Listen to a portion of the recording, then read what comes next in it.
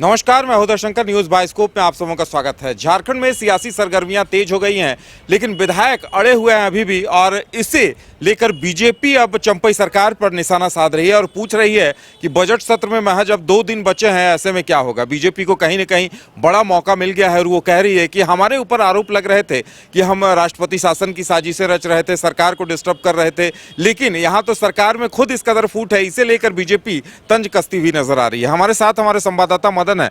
मदन, सूबे में सियासी सरगर्मियां इसी बात को लेकर तेज हो गई हैं और बीजेपी लगातार तंज कस रही है। बिल्कुल, देखिए, आज बीजेपी प्रदेश कार्यालय में एक प्रेस वार्ता रखी गई जिसमें कि सीधे तौर पर कहा गया कि झारखंड जो है एक सिनेमा थिएटर की तरह बन गया है।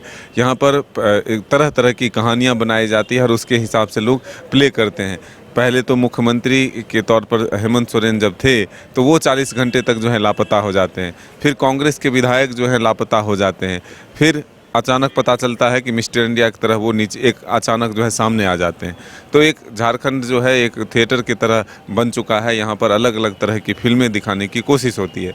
इसी पर कहा कि बीजेपी पर लगातार आरोप लग रहे थे कि सरकार को अस्थिर कर रहा है, करने की कोशिश कर रहा है, या फिर यहाँ पर सरकार गिराने की कोशिश है या फिर सरकार बनाने की कोशिश है। लेकिन ये बताएं कि ये जो परिस्थितियाँ बनी है, जो कांग्रेस के विधायक दिल्ली में डेरा डाले हुए हैं, उनके नेता जो है उनसे मिल नहीं पा रहे हैं, उनसे अपनी बात वो नहीं रख पा रहे, इसके लिए जिम्मेदार कौन है।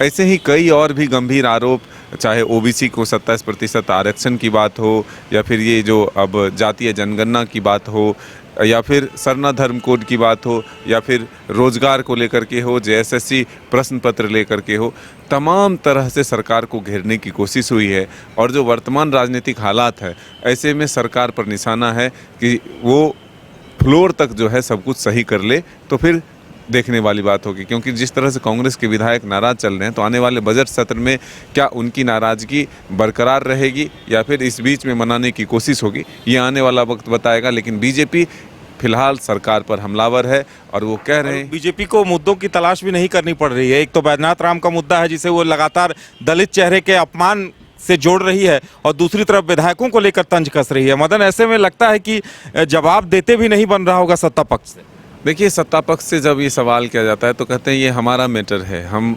सब कुछ ठीक कर लेंगे, सब कुछ ठीक है। सिर्फ मीडिया में इसे ज़्यादा दिखाया जा रहा है।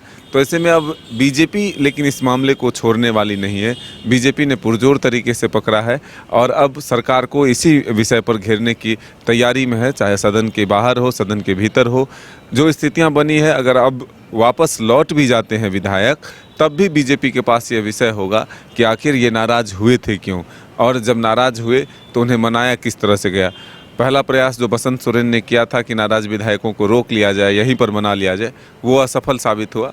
लेकिन अब जो ग्रीवांसेज हैं उन विधायकों की, तो कांग्रेस के आला कमान के नेताओं से क्या बातचीत में होती है, क्या आश्वासन मिलता है, यह आने वाला वक्त बताएगा। लेकिन फिलहाल झारखंड में जो है इसको लेकर के सियासत तेज है। बिल्कुल, और कहा जा सकता है आने वाले 1 या 2 दिन के अंदर कांग्रेस और जेएमएम इस संकट से नहीं निपट पाते हैं तो फजीहत होनी तय है। देखने वाली बात यह होगी कि चंपई सोरेन इस चुनौती से कैसे निपटते हैं, कांग्रेस आलाकमान अपने विधायकों को कैसे मनाता है, ताकि, और वहीं बीजेपी लगातार अपने हमलों को तेज कर रही है। तो देखना दिलचस्प होगा आगे क्या होगा। फिलहाल इतना ही, हमें दीजिए इजाजत और आप देखते रहिए न्यूज़।